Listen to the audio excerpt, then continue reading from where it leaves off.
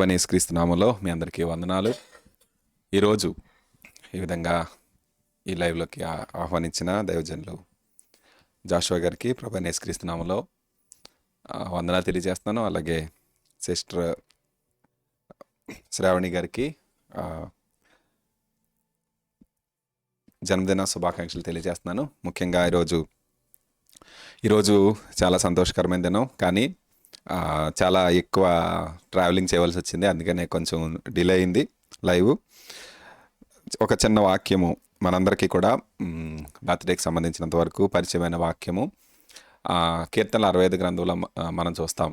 దేవుడు ఏం చేస్తున్నాడంట, సంవత్సరం అనే దయ కిరీటాన్ని ధరింపచేస్తున్నాడు. అక్కడ చాలా ఆశీర్వాదకరమైన మాటలు మనకు కనిపిస్తాయి. అయితే నేను ఇక్కడ ఒక కొరింథీయులకు రాసిన మొదటి పత్రికలో ఒక మాటని ఈరోజు సిస్టర్ శ్రావణి గారికి, అలాగే దైవజనులైన జాషువా గారికి కూడా అదొక ఈ సంవత్సరం కొరకైన వాగ్దానములను, అలాగే ఈ సంవత్సరం కొరకైన రేమవచనంగా ఈ దినం కొరకు నేను మాట్లాడుతానని. కొరింథీయులకు రాసిన మొదటి పత్రిక 4వ అధ్యాయము మొదటి వచనంలో ఏం చూస్తామంటే, నేను చదువుతున్నాను. ఇలాగున క్రీస్తు సేవకులమనియు దేవుని మర్మముల విషయంలో గృహ నిర్వాహకులమనియు ప్రతి మనుష్యుడు మమ్మును భావింపవలెను. మరియు రెండవ వచనం చూస్తే, గృహ నిర్వాహకులలో ప్రతివాడును నమ్మకమైన వాడైండుట ఆవశ్యకము. ఇక్కడ పౌలు గారు ఒక విషయాన్ని మాట్లాడుతూ, మేము క్రీస్తు సేవకులము ఒకటి, రెండవది దేవుని మర్మముల విషయంలో గృహ నిర్వాహకులము అని చెప్తున్నారు. ఇక్కడ మనందరికీ తెలుసు, బ్రదర్ జాషువా గారు అలాగే సిస్టర్ శ్రావణి గారి ద్వారా దేవుడు ఎంతో ఎంతో మంచి పరిచర్యను, ఎంతో ఆశ్చర్యకరమైన పరిచర్య నడిపిస్తున్నారు. ఏంటంటే ఇక్కడ ఒక పాయింట్ మనం చూడాల్సింది ఏంటంటే, దేవుని మర్మముల విషయంలో గృహ నిర్వాహకత్వం ఏంటంటే, ఒక నమ్మకమైన పనివానికి ఇంటిని అప్పగిస్తారు కదా. ఇప్పుడు యోసేపు ఉన్నాడు చూడండి, పొతిఫర్ ఏం చేశాడు, తన ఇల్లంతటిని తీసుకొచ్చి యోసేపుకి అప్పగించాడు. దానిని గృహ నిర్వాహకత్వం అంటారు, స్టువార్డ్షిప్ అంటారు అనమాట. అంటే ఏంటంటే, దేవుడు ఏం చేశాడంట, దేవుని సేవకులకి గృహ నిర్వాహకత్వము, దేవుని మర్మాల విషయంలో గృహ నిర్వాహకత్వం ఇస్తున్నాడంట. అంటే ఏంటంటే, మనందరికీ తెలుసు జాషువా గారు ఎంతో దేవుని వాక్యములో మర్మముల వంటివి, అంటే ఎంతో సంక్లిష్టమైన, చాలా అది ఆత్మలోకంలో ఆత్మీయ విషయాల్లో చాలా ఎక్కువ మర్మాలు లాంటివి అనమాట. కానీ వాటిని ఏం చేస్తున్నారంటే, ఎంతోమందికి, కొన్ని వేల మందికి చాలా సింపుల్ అనువైన విధానంలో, అందరికీ అర్థమయ్యే విధానంలో అందరికీ పరిచయం చేస్తున్నారు. నేను బ్రదర్ మాట్లాడుతున్నప్పుడు చూస్తే చాలా ఆశ్చర్యపోతారు. అంత సింపుల్గా మాట్లాడగలిగితే ఎంత బాగుంటుంది. మనం మాట్లాడినప్పుడు ఎక్కువ మందికి అర్థం అవ్వట్లేదు. ఒకవేళ అంత సింపుల్గా అర్థం అవ్వగలిగేలాగా చెప్పగలిగితే ఎంత బాగుంటుంది నాకు అనిపిస్తూ ఉంటుంది. యేసుక్రీస్తు ప్రభువారు అలాగే, యేసుక్రీస్తు ప్రభువారి దగ్గర ఎవరు వచ్చేవారంటే, విద్యలేని పామర్లు వచ్చేవారు, లేకపోతే జాలర్లు వచ్చేవారు. వాళ్ళకి ఆయన ఉపమానాల ద్వారా చెప్తూ ఎంత చిన్నవారికైనా సరే ఆ మాటలు అర్థమయ్యేలా చెప్పేవారు అనమాట. కానీ అట్ ద సేమ్ టైం ఎంత గొప్ప విషయాలు చెప్పేవారు, పరలోక రాజ్య మర్మాల గురించి చెప్పేవారు. మనం మత్తయి సువార్తల 23వ అధ్యాయంలో చూస్తే, అక్కడ 13వ అధ్యాయంలో చూస్తే ఏంటంటే, ఎన్ని పరలోక రాజ్యం ఆవగింజను పోలింది, పరలోక రాజ్యము మంచి అమూల్యమైన ముత్యాన్ని పోలింది, పరలోక రాజ్యము దాచబడిన ధనమును పోలి ఉంది. సో పరలోక రాజ్యం గురించి విషయాలు అసలు మానవ జ్ఞానానికి అసలు అర్థం అవ్వలేని విషయాలు, ఎంతో గొప్ప విషయాలు, ఎంతో జ్ఞాన సంబంధమైన విషయాలు. కానీ యేసుక్రీస్తు ప్రభువారు ఎలా చెప్పేవారంటే, ఎంత విద్య లేని పామర్లకు కూడా సింపుల్గా అర్థమైపోయేలా చెప్పేసేవారు అనమాట. అవటానికేమో అవి అక్కడ ఉన్న శాస్త్రులు, పరిసయ్యులు, జ్ఞానులు, వాళ్ళకు కూడా అర్థం అవ్వలేని విషయాలు అక్కడ ఉన్న చిన్న వారికి యేసుక్రీస్తు ప్రభువారు అందుకే స్తుతిస్తారు, ప్రభువా నువ్వు జ్ఞానులకు ఈ విషయాలను నువ్వు మరుగు చేసి పసిబాలురకు నువ్వు తెలియజేస్తున్నావు అంటారు. కాబట్టి ఆ విధంగా దేవుడు ఆ కృపని దైవజనులకి ఇచ్చారు. అయితే సిస్టర్ గారికి వేరే తలాంతులు ఇచ్చారు. అయితే వారిద్దరూ కూడా క్రీస్తు సేవకులు మరియు ముఖ్యంగా దేవుని మర్మముల విషయంలో గృహ నిర్వాహకులు. ఎప్పుడైనా సరే గృహ నిర్వాహకత్వం అంటే ఏంటంటే మనకి ఒక పిల్లలు ఉన్నారనుకోండి, వాళ్ళని ఎవరికి అప్పగిస్తామంటే బాగా నమ్మకమైన వాళ్ళకి అప్పగిస్తాం. మన ఇల్లు ఉందనుకోండి, ఆ ఇల్లుని ఎవరికి అప్పగిస్తామంటే బాగా నమ్మకమైన వాళ్ళకి అప్పగిస్తాం. లేకపోతే ఏం జరుగుతుంది, వాళ్ళు ఆ ఇంట్లో ఉన్నదాన్ని దొంగతనం చేయొచ్చు, లేకపోతే ఆ ఇంట్లో ఉన్న వస్తువులను పాడు చేసేయచ్చు, లేదా ఆ ఇంటికి డిస్ట్రక్షన్ తీసుకురావచ్చు. అందుకని ఏం చేస్తారంటే నమ్మకమైన వాళ్ళకి అప్పగిస్తారు. దేవుడు ఏం చేస్తున్నాడంట, దేవుని మర్మములను, ఆ గృహ నిర్వాహకత్వాన్ని క్రీస్తు సేవకులకు అప్పగిస్తున్నాడు. అనగా ఎవరైతే నమ్మకంగా పనిచేస్తాడో, అక్కడ 2వ వచనంలో చూసినప్పుడు నమ్మకమైన వాడు గృహ నిర్వాహకుల్లో ప్రతివాడు నమ్మకమైన వాడు ఉండాలి. నేను జాషువా బ్రదర్ తోటి నేను కొంతకాలంగా పరిచయం. నేను చూసినంతలో దేవుని సేవ కోసం ఎంతో ఎంతో నమ్మకంగా పనిచేస్తూ, ఎంతో ఏమంటే ఒక దేవుని సేవ అనేది ఒక వ్యసనం లాగా అనమాట. నేను చాలామంది దేవుని సేవకులను చూశాను, వారిలో చాలా తక్కువ మంది మాత్రమే అలా ఉంటారన్నమాట. దేవుని సేవ అనగా ఒక అబ్సెషన్ అనమాట. దేవుని పని చేయాలంటే కనుక రాత్రులు నిద్రపోకుండా, లేకపోతే పొద్దుట్లేసి ఒక్కోసారి మీరందరూ ఇలా చాలామంది ఎర్లీ మార్నింగ్ లైవ్లో జాయిన్ అవుతూ ఉంటారు. ఏంటి ఒక్కోసారి లేవలేని పరిస్థితిలో కూడా బలవంతంగా లేచి చేయటం, అదంతా కూడా నేను చూసినప్పుడు ఆశ్చర్యపోతుంటాను. అసలు ఎలాగా అంత మోటివేషన్ ఎలా వస్తుంది అలా చేయడానికి అని నాకు అనిపిస్తూ ఉంటుంది. కానీ అలాంటి వాళ్ళకి దేవుడు ఏం చేస్తాడంటే, నమ్మకమైన వాళ్ళు కదా, దేవుడు ఏం చేస్తాడంటే గృహ నిర్వాహకత్వం అప్పగిస్తాడనమాట. అందుకని అలా వెళ్తూ ఉంటాయి. మనకు 2 కొరింథియన్స్లో సేమ్ మళ్ళీ కొరింథీయులకు రాసిన 2వ పత్రికలోనే 4వ అధ్యాయంలోకి వెళ్ళేటప్పటికి మనం ఏం చూస్తామంటే 5వ వచనం నుంచి చూస్తే, అంధకారంలో నుండి వెలుగు ప్రకాశించను గాక అని పలికిన దేవుడే తన మహిమను గూర్చిన జ్ఞానమును యేసుక్రీస్తునందు వెల్లడిపరచుటకు మా హృదయంలో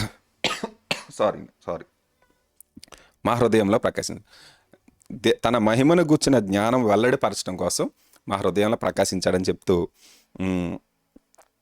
ఇంకా ఎదురుకెళ్తే, మేము మమ్మను గూర్చి ప్రకటించుకోవట్లేదు కానీ యేసుక్రీస్తుని గూర్చి ఆయన ప్రభు అనియు, మమ్మను గూర్చి యేసు నిమిత్తం మేము మీ పరిచారకులమని ప్రకటించున్నాము. జాషువా గారి జీవితంలోనూ అలాగే శ్రావణి సిస్టర్ జీవితంలోనూ ఖచ్చితంగా అది రోజుకి 3 సార్లు లైవ్ వస్తుంది. ఇది అక్షరాల నెరవేరే విషయమే. అయితే మనం మెయిన్గా 7వ వచనం చూసినప్పుడు ఏం చూస్తామంటే, అయినను ఆ బలాధిక్యము మామూలమైనది కాక దేవుని దేవుడినట్లు మంటి ఘట్టములలో ఈ ఐశ్వర్యము మాకు కలదు. చూడండి, దేవుని సువార్తను ప్రకటించే ఆ సామర్థ్యం ఏదుందో అది మామూలమైనది కాదు, అది దేవునిది అని చెప్తూ, అది మా బలాధిక్యం కాదు అని చెప్తూ, అది ఏంటంటారు, మంటి ఘటాల్లో ఐశ్వర్యము అని ఒక పదజాలం వాడబడింది. ఎఫెసీయులకు రాసిన పత్రికలో మనం 1 అధ్యాయం 17వ వచనంలోను, అలాగే కొరింథీయులకు రాసిన మొదటి పత్రికలోనే మనం చూస్తాం 3వ అధ్యాయం 16వ వచనంలో ఏం చూస్తామంటే, మీరు దేవుని ఆలయమై ఉన్నారు అని, ఆ తర్వాత పరిశుద్ధులలో ఆయన స్వాస్థ్యము అని. అంటే ఏంటంటే దేవుడు ఏం చేశారంటే, మీకు అందరికీ అర్థమయ్యేలాగా ఒక మాటలో చెప్తున్నాను. ఏంటంటే దేవుని చాలా విలువైన మర్మాలు, దేవుని పరిచర్లో ప్రపంచం మనుషులందరికీ తెలుసుకోవాలన్న విషయాల్ని చాలా సాధారణమైన పద్ధతిలో అందరికి అర్థమయ్యే విధానంలో బ్రదర్ తెలియచేయటానికి ఆ కృపను, ఆ గృహ నిర్వాహకత్వాన్ని జాషువా బ్రదర్కి ఇచ్చారు. అలాగే షారోన్ గారు, వారిద్దరూ కూడా కలిసి పనిచేస్తున్నప్పుడు ఎంతో ఆశ్చర్యకరమైన ఆత్మల పంట కోయటానికి దేవుడు సహాయం చేస్తున్నారు. అది నేను పక్క నుండి చూస్తున్నాను కాబట్టి నేను సాక్ష్యం ఇవ్వగలుగుతాను. అసలు ఆశ్చర్యం అనమాట. కొంతమంది క్రైస్తవులకు కానీ దేవుని సేవకులుగా ఉన్న వాళ్ళకి కానీ ఇవి దగ్గరుండి చూస్తున్నాం కదా, జరిగిందని చెప్తే నమ్మలేని పరిస్థితి, అలాంటివి కూడా జరుగుతూ ఉంటాయి అన్నమాట. సాక్ష్యాలు మీరు ప్రతిరోజు చూస్తూనే ఉంటారు. అయితే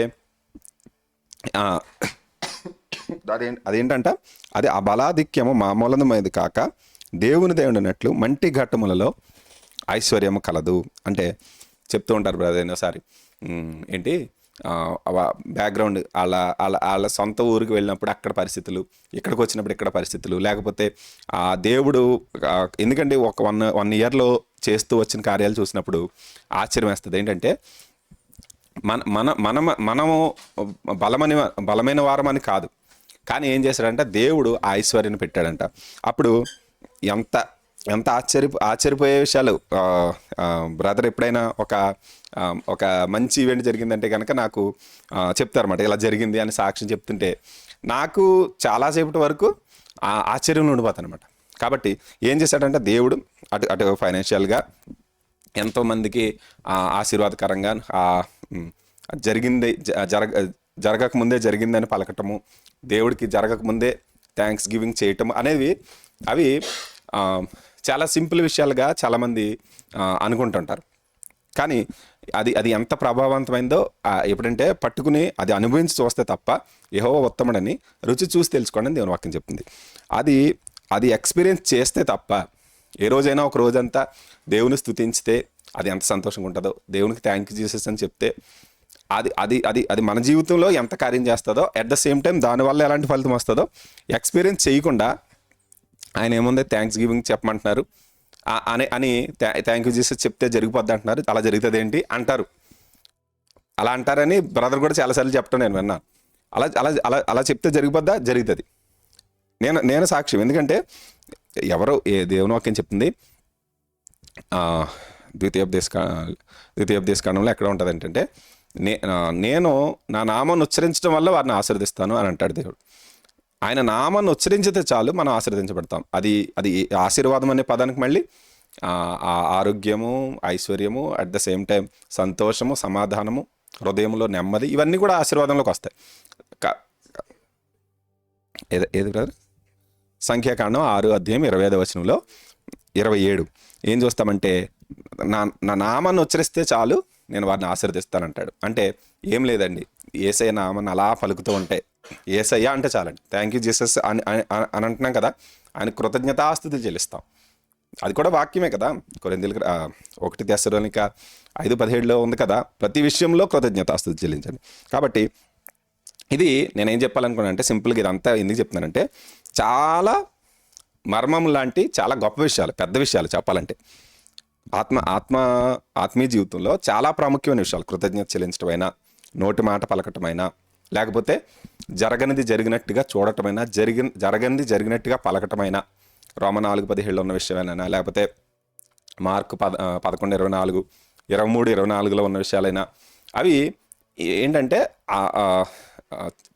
ఎలా అంటే చూడండి, మట్టిలో మాణిక్యాలు అంటారు చూడండి, అది మనుషులు వాల్యూ చేయకపోవటం వల్ల మట్టిలో ఉన్నాయి. కానీ అది ఎప్పుడైతే అది గుర్తించి తీసుకుంటారో, అది యేసుక్రీస్తు ప్రభువు అదే చెప్పారు కదా, పొలంలో దాచబడిన ధనం అది మట్టిలో ఉంది, కానీ అది ఎవరికీ తెలియదు. అది తీసి చూసినప్పుడే దాని విలువ తెలుస్తుంది. సో ఈ ఎలా అయితే ఎప్పుడైతే నోటితో పలికితే, ఎంతో గొప్ప గొప్ప దైవజనులు, ఎంతోమంది దైవజనులు ఇవే విషయాలు చెప్తూ ఉంటారు. ఎంతో సక్సెస్ఫుల్ బిజినెస్ పీపుల్ ఇదే విషయాలు చెప్తుంటారు. ఈవెన్ లోకానుసారమైన మోటివేషనల్ స్పీకర్స్ కూడా అవి చెప్తుంటారు. ఎందుకంటే ఇవన్నీ కూడా దేన్ని బేస్ చేసుకుని ఉన్నాయంటే, దేవుని వాక్యాన్ని బేస్ చేసుకుని ఉన్నాయి. కాబట్టి ఇంత లోతైన విషయాలు అందరికి అర్థమయ్యే విధంలో చెప్పటం అనే ఆ కృప, ఆ గృహ నిర్వాహకత్వము జాషువా బ్రదర్కి దేవుడు అనుగ్రహించాడు. కాబట్టి నేనేమంటున్నానంటే, ఈ దినము నుంచి అది ఆ దేవుడు ఏంటంట, మంటి ఘట్టముల్లో ఐశ్వర్యం ఉంది. అది అవటానికి విలువలేందిలా బయటకు కనిపించిన లోపల చాలా విలువైంది, కొన్ని కోట్ల విలువైన ఆ బంగారము, వెండి, వజ్రాలు అవన్నీ ఉంటాయన్నమాట మంటి ఘట్టంలో. కాబట్టి అవన్నీ కూడా బయటకు కనిపిస్తాయి కొన్ని రోజులకి. కాబట్టి యేసుక్రీస్తు నామంలో ఈ వాగ్దానం దేవుని మర్మముల విషయమైన గృహ నిర్వాహకత్వము, ఆ మర్మములు ప్రపంచం అంతా ఎంతమంది దేవుడు ఎంత దూరం తీసుకెళ్తారు, అంత దూరం తీసుకెళ్ళటానికి దేవుడు ఈ సంవత్సరంలో బ్రదర్కి, సిస్టర్కి నూతనమైన ద్వారాలు దేవుడు తెరిచిన గాక యేసుక్రీస్తు నామములో. అలాగే ఈ మంటి ఘట్టంలో ఉన్న ఐశ్వర్యము, ఆ గొప్ప వాక్యము, ఆ వాక్య మర్మాల్ని వెల్లడి చేయటము అనే ఆ కృప, ఆ వెలుగు ఎక్కడి వరకు అంటే ఎంతవరకు దేవుడు తీసుకెళ్తారో అంతవరకు. నేను పరిచయమైన ఒక సంవత్సరంలోనే చాలా ఆశీర్వాదం, అభివృద్ధిని బ్రదర్ జీవితంలో ఆ పరిచర్య విషయంలో నేను చూశాను. ఈ సంవత్సరం ఎస్పెషలీ శ్రావణి సిస్టర్ జీవితంలో చాలా నూతనమైన ద్వారాల నుంచి నడిపించడం, కీబోర్డ్ ప్లే చేయగలగటం, వర్షిప్లో లీడ్ చేయగలగటం, ఇంకా దేవుడు ఈ మునుపెన్నడూ నడవని మార్గాల్లో నడిపిస్తాను అని వాగ్దానం చూడండి. అలాగా దేవుడు ఈ సంవత్సరం అంతా కూడా అత్యధికమైన ఆశీర్వాదాలతోనూ వాగ్దానాలతో దేవుడు నడిపించిన గాక. దేవుడు జీసస్ ఆల్మైటీ గాడ్ పరిచర్యలను బహుబలంగా విస్తరింపచేయనుగాక. అనేక కోట్ల జనులకు ఆశీర్వాదకరంగా ఉంచినగాక.